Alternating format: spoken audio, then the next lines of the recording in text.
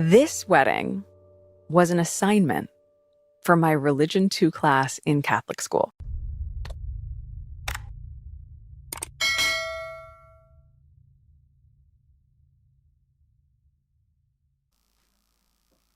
This one's wife. Another mic grab. Hello, I'm H.G. Tudor. Just recently, this one's wife appeared at a live stream that took place at the Godmother's bookstore in Summerland.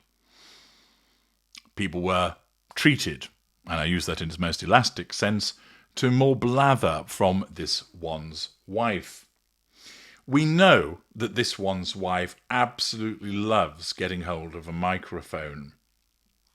We've seen this where the enthusiasm that she has for taking hold of one and coiling her fingers around it as she then offers an rictus grin and then spouts a load of word salad.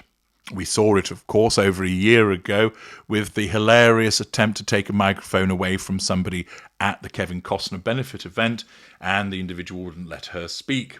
Her attempt, of course, at the follow-up event just earlier this year, where again she was denied the opportunity to speak. And there have been numerous instances where she can't wait. You can see her positively itching to get her hands on the microphone. The reason that she does this is, of course, as a consequence of her narcissism. Her narcissism tells her that she's the centre of the universe. Her narcissism tells her that she is special and unique. This means that she believes that whatever she has to say, people will want to hear. And therefore, she is driven to want to speak to them by taking hold of the microphone. What this achieves for her is the control over those who are forced to listen to her, the receipt of fuel as a consequence of their reactions, the potential for residual benefits such as the management of her facade as she wanks on about her supposed idyllic home life and what a doting mother she is. Driven by the sense of entitlement, lack of boundary recognition and an absence of accountability, her narcissism harnesses those traits to compel her to get hold of the microphone, or to at least attempt to speak to people. You'll recall the occasion when Harry was talking to a group of men, and she basically said, "I'll go in there." And she elbowed her way in, pushed Harry to the back, and he looked suitably dismayed, while she then spoke to everybody and took over. There was no microphone on that occasion, but the effect is the same. She has to make it all about her. And we have another instance of this occurring in some footage that has been taken from the live stream that took place, which allows me to analyse certain aspects of her behaviour once again. I'm not going to subject you to all of it because, after all, there's only so much you can take of this woman. But I'm going to provide the opening section of it, which demonstrates the point neatly. Have a look at this. And I love that we're all together and we're talking about my favorite things. Decorating, although it's not even going to be decorating, it's really going to be about, it really is the family home. Like, this is our family bookstore, and I love that I get to talk to my friends, my new friend, and about a book that I found as I was going through it and looking just how intentional and all about family values that this book is about. And it was just, I think there's a lot that people are going to take away from that. And I just want to have a fun conversation with, because we all love what we do and building our homes. Yes. So welcome. Awesome. Thank you. I'm so glad you guys get to meet Courtney as well. Yeah. We've been friends since college, just so you know.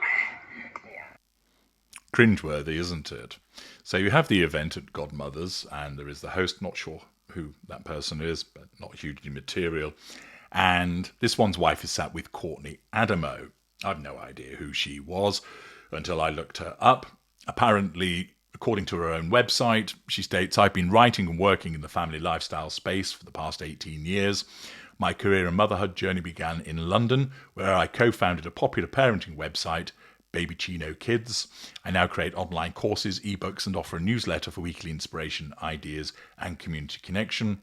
My husband Michael and I have written a book called The Family Home, which will be published later this year by Hardy Grant. Can't wait to share it with you. We live with our 5 children in Byron Bay, Australia."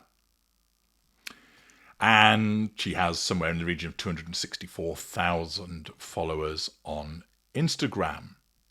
So that's who she is. Her website provides a bit of press coverage, and she's there to talk.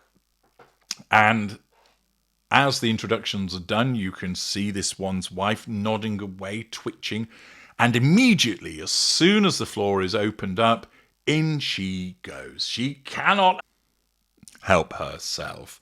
And she immediately breaks the flow by explaining to everybody, oh, I'm so glad that you get to meet Courtney.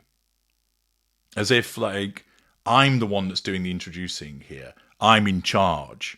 So taking away immediately from the host, oh, I'm so pleased you get to meet her. And we've been friends, since college, just so you know. Like we give a shit. But naturally, this one's wife thinks that you need to know that because it's linked to her. Notice this is the typical behaviour of the narcissist, whereby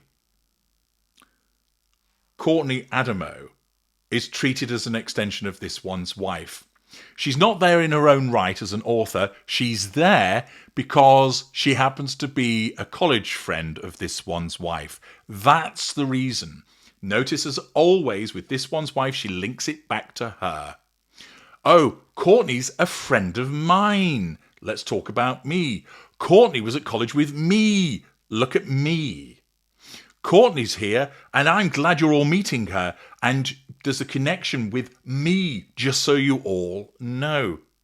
Immediately claiming her like the object that she subconsciously sees her as. It's pathetic, it's cringeworthy, and it's also rude. But of course, we know this woman has no boundary recognition. Let's watch some more. No. Yeah. It's really an honor to be here and to be chatting about our book. Oh, sorry. This makes me nervous. I can hold it for you also. I've done so many of these, and this is the first time I've been nervous. Yeah. Oh dear. This one's wife, not content with having one microphone, she needs to grab at the microphone that's being held by somebody else. She reaches for the microphone of Courtney Adamo to lift it closer to her mouth because she believes that she's not holding it appropriately. I could hear what Courtney Adamo was saying perfectly well. She was fine holding the microphone where she was. The host didn't state, oh, we can't hear you. Nobody in the audience stated, we can't hear you. Indeed, it's a small venue. It's not some large auditorium. There isn't a lot of background noise. Accordingly, I'm fairly certain that all three women could speak without holding a microphone and be heard perfectly well, and that the use of the microphones is something of an affectation. But the fact is, rather than wait for somebody to suggest, Courtney, we can't hear you, this one's wife immediately dives in. Rather than perhaps gesticulate from the side, lift your mic up, she has to reach across, invading the personal space of Courtney Adamo, grabbing the mic and interrupting what she's saying. This is part of the haughty rudeness that is associated with this one's wife. Now remember, from her perspective, driven by her narcissism, she doesn't think to herself that she's being rude. She thinks that she's being helpful. And this is one of the major problems that this one's wife has, owing to her narcissism.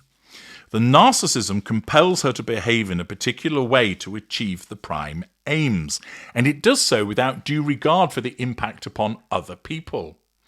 Thus, rather than know the appropriate way to behave as a consequence of the fact that she's a middle range type A narcissist, she engages in this kind of cringeworthy, rude, interrupting behaviour, but doesn't realise that it's cringeworthy, rude and interrupting. In her world, she's just being helpful. And she interrupts Courtney Adamo as she's trying to speak, and doesn't end with just moving the microphone. She then has to, of course, start touching her, because she always has to paw people, which is part of the physical assertion of control. And she also states, I can hold it for you as well, which is rather patronising for Courtney Adamo. Interestingly, Courtney Adamo's response is to say, I've done lots of these speaking events, and this is the first time that I'm nervous, probably because you've got a reptile sat on your right-hand side that won't leave you alone and is already interrupting you.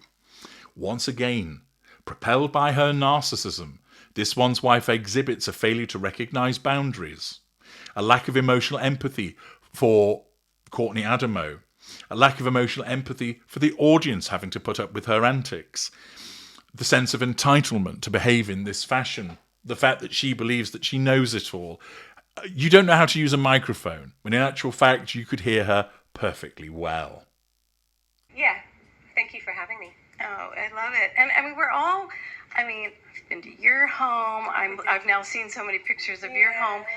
It's really great because it isn't just about necessarily decorating, but it's about the values and what was important to you. And I don't even know how you had time to do it because you have like 5 kids. But the different homes that you went to and your home, talk a little bit about what inspired you and what you wanted people to know when you were putting this together. Yeah, well, I think there's so many books that you can pick up that have pretty images or can inspire you visually. I feel like when it comes to creating a home for your family, it should be a unique space that reflects your family. Right. And from my motherhood journey. And I remember very specifically being in the car and my daughter talking to me in the back seat and just doing this blah, blah, blah, blah, blah, blah, blah. And I wasn't listening to her. She was telling me about something at school, and I was just like, it's normal. Like, we do this. Like, we drown our kids out sometimes. Like, it's not like you're a bad mother if you do it. But I was like, wait a second. I'm not listening to her. I'm so busy. And we just wanted something else. So we decided to sell everything, and we sold the house and took the kids out of school, sold all the stuff, and we went and traveled for what turned out to be 18 months. And they documented all of this. I mean, we hadn't been in touch during that period, and I remember seeing it on Instagram and going, is that Courtney? And they're in a minivan somewhere in South America. But it's amazing when you can find what you're able to create in a small space, when a lot of us, especially here, have a lot of, I grew up in a small duplex. We all have a lot more opportunity, space, privilege, or you have a lot of open space as you did growing up on this farm. But when you have a limited amount of space, what are the practical tools that she's been able to implement for her family and for her kids to feel connected? When I think so much of what we're really speaking to ultimately is, how do we open our doors, our hearts, and our homes, both for our own families and when we have guests, especially as the holiday season is approaching? What are those tips and those elements that you can translate from a small apartment as a single woman to a couple that's dating to, or when you have a full family with a lot of children? What are those practical things that you both, I think you're both incredible at making a house a home? Courtney Adamo then embarks upon explaining something about what she has been doing and about the book. And you'll notice that once again, this one's wife, she cannot just sit there and listen. She has to interrupt. And demonstrating her rudeness once again, she dives in. And not just with a succinct observation, she takes over. So Courtney Adamo is in the process of talking about her situation and the book writing, etc. And this one's wife, she just cannot sit and wait. And she has to jump in and does so, cutting off Courtney Adamo because she needs to make an interjection, because her narcissism is basically saying to her, get it back onto you, get it back onto you, make them respond to you, make them respond to you. Accordingly, she rudely interrupts, and then we're subjected to one of her word salads, whereby she talks about small space and opportunity space and feel connected and speaking to and holiday season, pause and look around as if to say, everybody laugh now, but nobody does, because she's got no sense of humour whatsoever. And it's just words that come spilling out.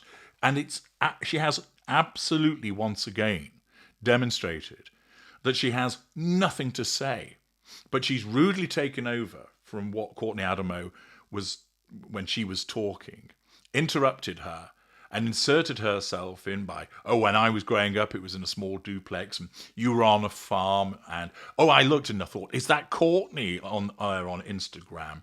And then cue her just launching into a load of nonsense which makes no sense whatsoever. Once again, no matter where she goes, this one's wife cannot help but exhibit that she is a narcissist, taking over the space, grabbing the microphone, being patronising, being rude, interrupting people, all driven by her narcissism. I'm H.G. Tudor. Thank you for watching.